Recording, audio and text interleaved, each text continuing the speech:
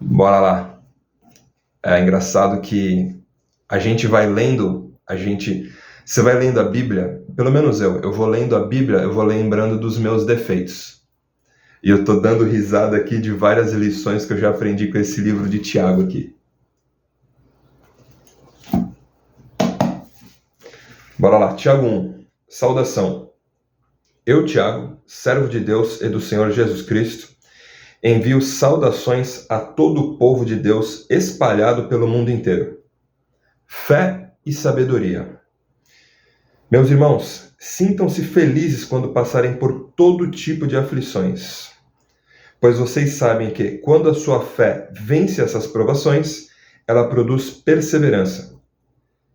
Que essa perseverança seja perfeita, a fim de que vocês sejam maduros e corretos, não falhando em nada. Não falhar em nada é difícil, mas vamos lá. Não falhando em nada.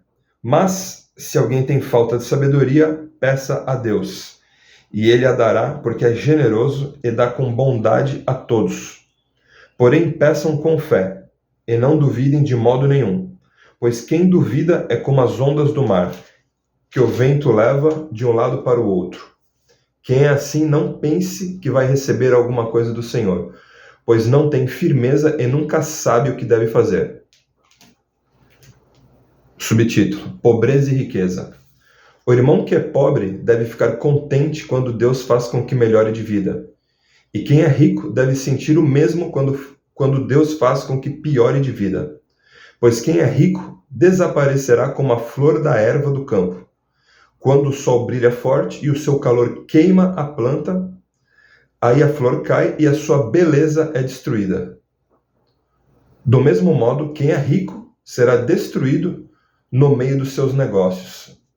São metáforas aqui, né? Dando a entender que não adianta colocar o amor no dinheiro, né? Dinheiro é importante, mas não devemos amar, né? Vamos lá. É o quarto subtítulo. Provas e tentações. Feliz é aquele que nas aflições continua fiel, porque depois de sair aprovado dessas aflições, receberá como prêmio a vida que Deus promete aos que o amam. Quando alguém for tentado, não diga, essa tentação vem de Deus, pois Deus não pode ser tentado pelo mal, e Ele mesmo não tenta ninguém. Mas as pessoas são tentadas quando são atraídas e enganadas pelos seus próprios maus desejos. Então esses desejos fazem com que o pecado nasça, e o pecado, quando já está maduro, produz a morte. Pecado leva à morte, né? Pecado leva à morte. Vamos continuar. Versículo 16 a gente está. Não se enganem, meus queridos irmãos. Tudo de bom que recebemos e tudo que é perfeito vem do céu, vem de Deus, o Criador das luzes do céu. Ele não muda, nem varia de posição, o que causaria a escuridão. Pela sua própria vontade, ele fez com que nós nascêssemos por meio da palavra da verdade, a fim de ocuparmos o primeiro lugar entre todas as criaturas.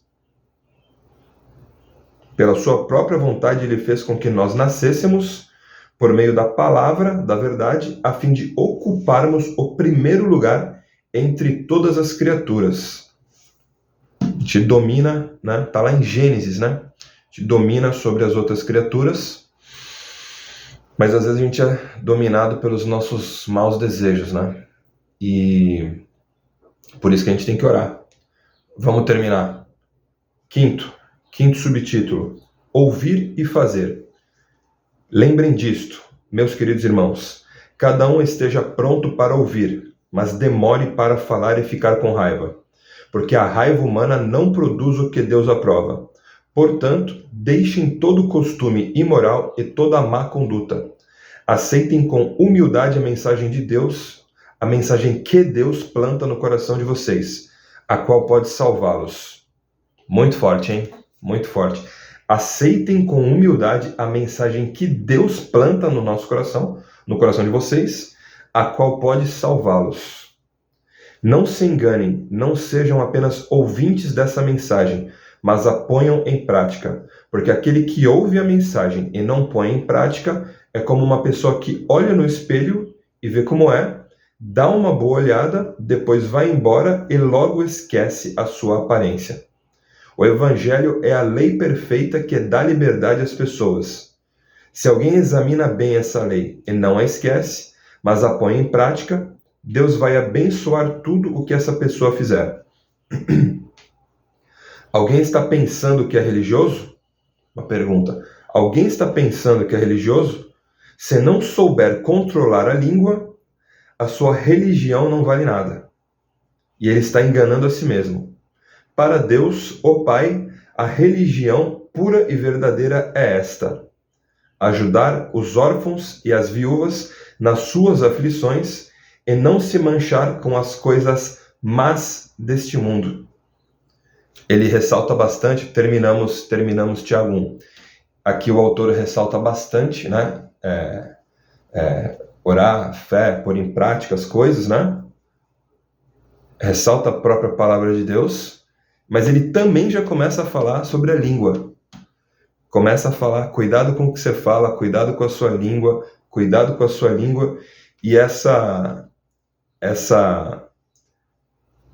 esse último versículo aqui é maravilhoso, muito mencionado, que é um versículo que fala sobre religiosidade, né? Cada lugar que você vai numa igreja, todas as outras é seita, né? A que presta é sempre a nossa, né? Eu congrego na igreja X. Né? Eu estou dando um exemplo aqui, né?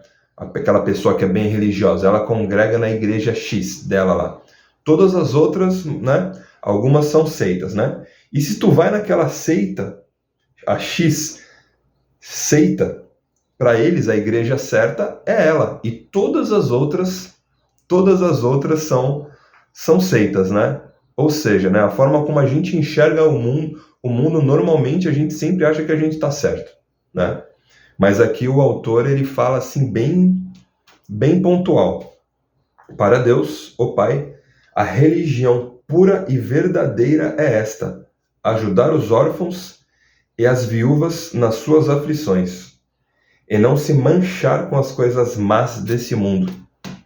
Se ajudar os órfãos e as viúvas já está fazendo bastante coisa, mas dá para a gente fazer mais. É isso aí. Tiago 1, terminado. Bora para os próximos dias aí, vou postar Tiago 2 que eu vou gravar na sequência aqui para nós. Deus abençoe vocês, pessoal.